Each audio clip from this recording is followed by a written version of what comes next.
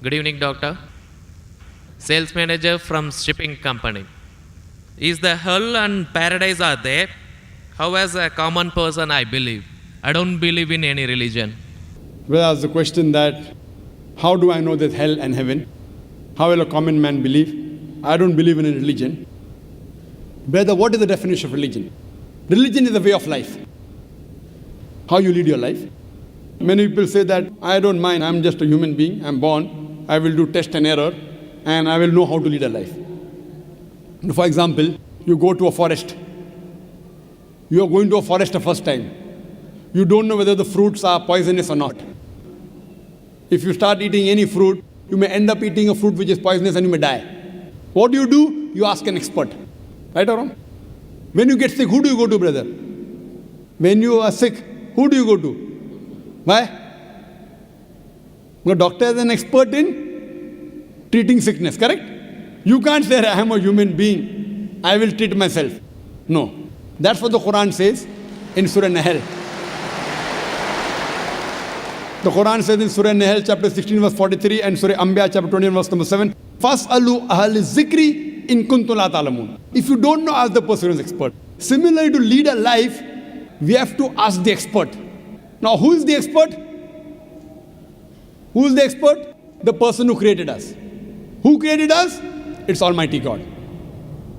So, we have to follow the commandment of Almighty God. If you do not believe in Almighty God, you should listen to my video cassette, Is the Quran God's Word? Where I have proved logically and scientifically the existence of Allah subhanahu wa ta'ala. If you are an atheist, are you an atheist, brother?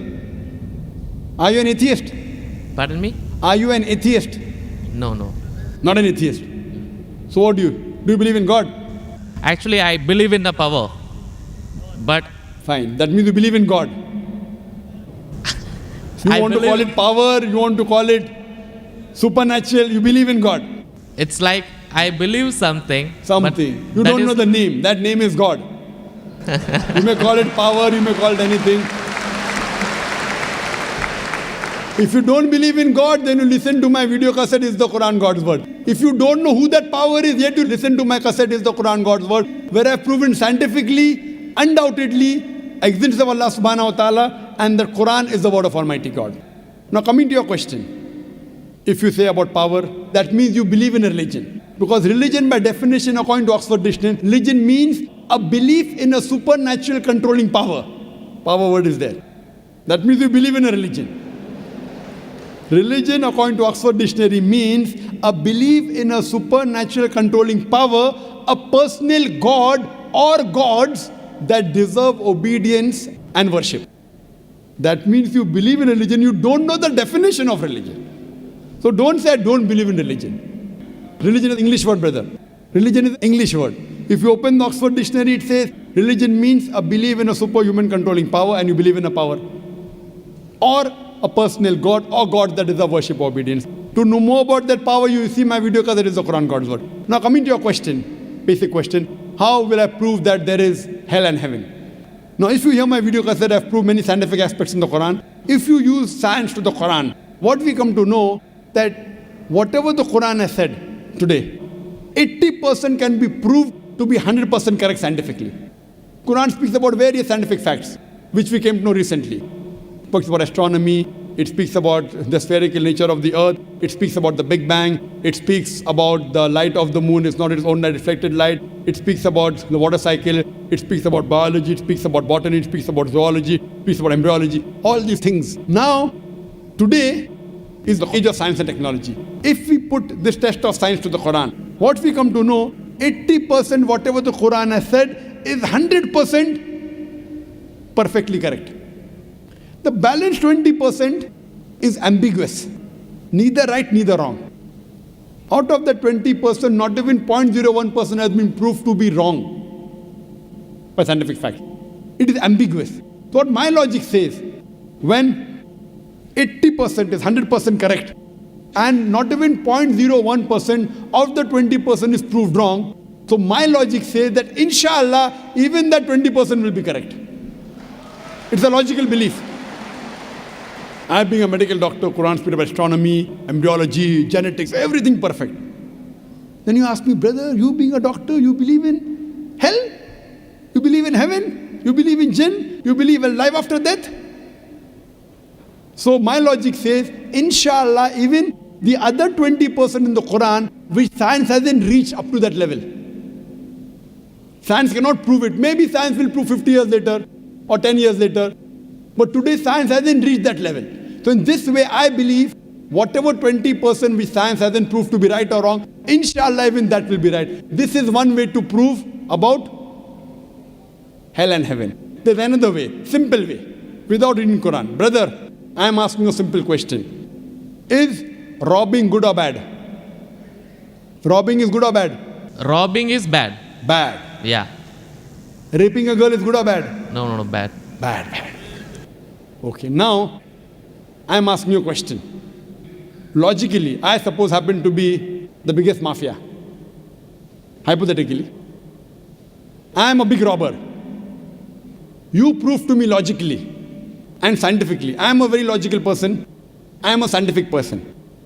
I am a logical person and scientific person. You prove to me why robbing is bad for me and I will stop robbing. Only one reason you give me. One good reason why robbing is bad for me and I will stop robbing. It hurts others. It hurts people. It hurts others. What difference does it make to me? If it hurts, if I rob 1,000 riyal, it is benefiting me. I can see movie. I can go to a 5-star hotel. What difference does it make whether it hurts others? Does it hurt me? I told you, prove to me why it is bad for me, not for others. I am least bothered about the others.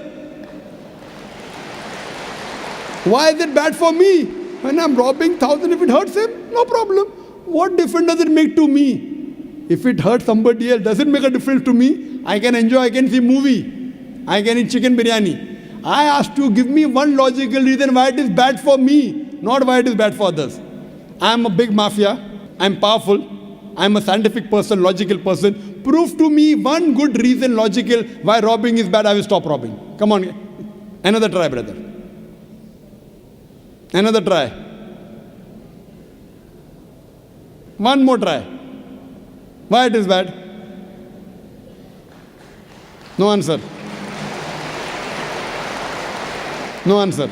Try. There are 20, 30 reasons, 100 reasons you can give. Actually, as you said, the religion means the way of life. Not religion. Why robbing is bad? Tell me. Don't go to religion. No. I'm coming to the point. No, not point. First tell me why robbing is bad. We'll come back to your point afterwards. I'll come to your point afterwards. When that is the way of life. Not way of life. Tell me why robbing is bad according to you. Why it is bad for me, I will stop robbing. Up to me, it hurts others. So, but what difference does it make to me when it hurts others? Does it hurt me?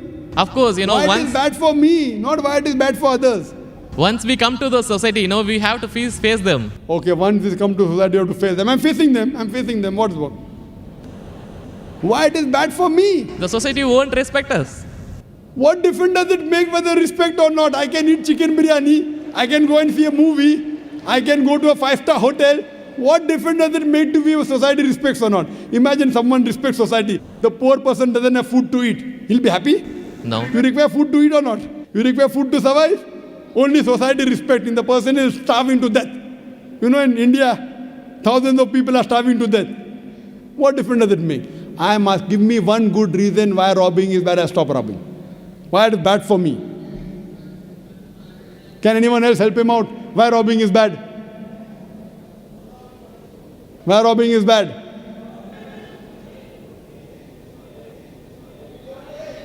There are various answers. I'll help you out. You may say, police will catch you. Good logical reason. Police will come and catch you. Correct, right or wrong? Correct. But you didn't give the, I'm helping you out. But brother, I told you I'm a powerful mafia. The police is in my pocket. Ministers are in my pocket. Big mafia. See, all the top mafia, the police is in the pocket, they are on my payroll. The police is on my payroll. What will they catch me? Small robber like you should not rob. You will get arrested. I'm a top mafia. The police is on my payroll. Even the ministers are on my payroll. They are in my pocket. So small robber like you should not rob. Big mafia like me can rob. Another reason, I'll help you out. Maybe somebody will come and rob you. Yes. No one can rob me because I've got 100 bodyguards. All of them hiding behind the stage. Bodyguards. Small robber robs, somebody will rob him. No one can rob me because I've got bodyguards. Hundreds of bodyguards with AK-47.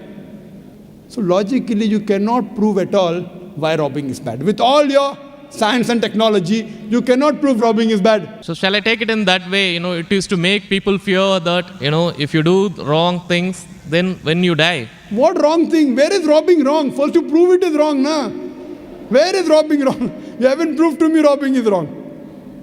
When you prove robbing is wrong, then you can say don't do wrong things, na? Therefore, what is good, what is right, you require a creator to tell you. You require a doctor to tell you what food is good, what food is bad.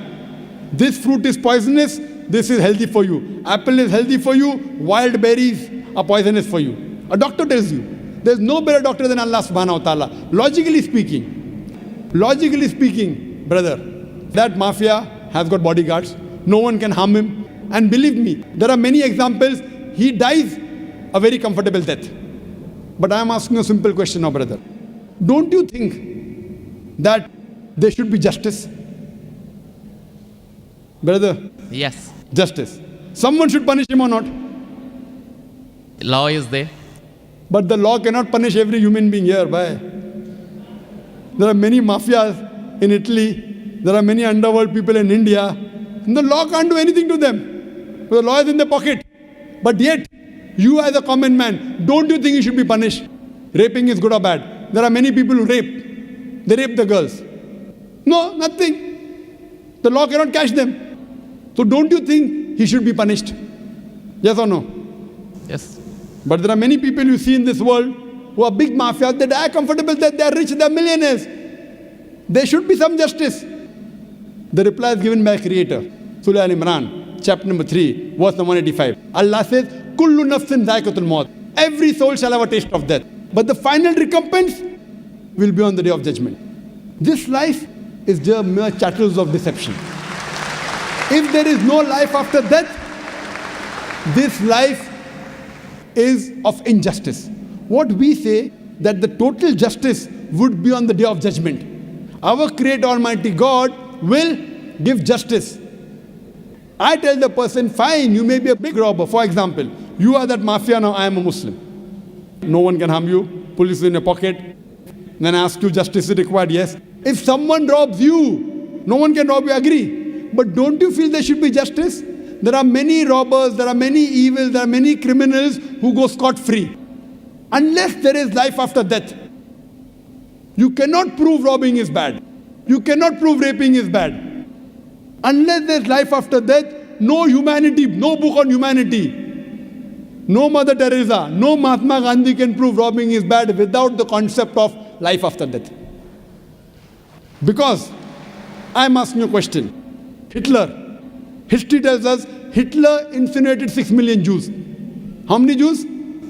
6 million. 6 million. Suppose the law catches Hitler. What punishment can you give Hitler so that you can compensate for he has burnt 6 million Jews alive? Can you give him any punishment? Brother. We have to put him in jail till his life death. Okay, will it be equivalent to burning 6 million Jews? Is burning better or putting in jail better? It's burning is, of course. So maximum you can do is burn him alive. But that will be equal to 1 out of 6 million. What about the remaining 5,999,999 people? What about that? What justice is your Lord going to do? But the Quran says in Surah Nisa, chapter number 4, verse number 56, as to those who reject our signs, we shall cast them in the hellfire, and as often as the skins are roasted, we shall give them fresh skin so that they shall feel the pain.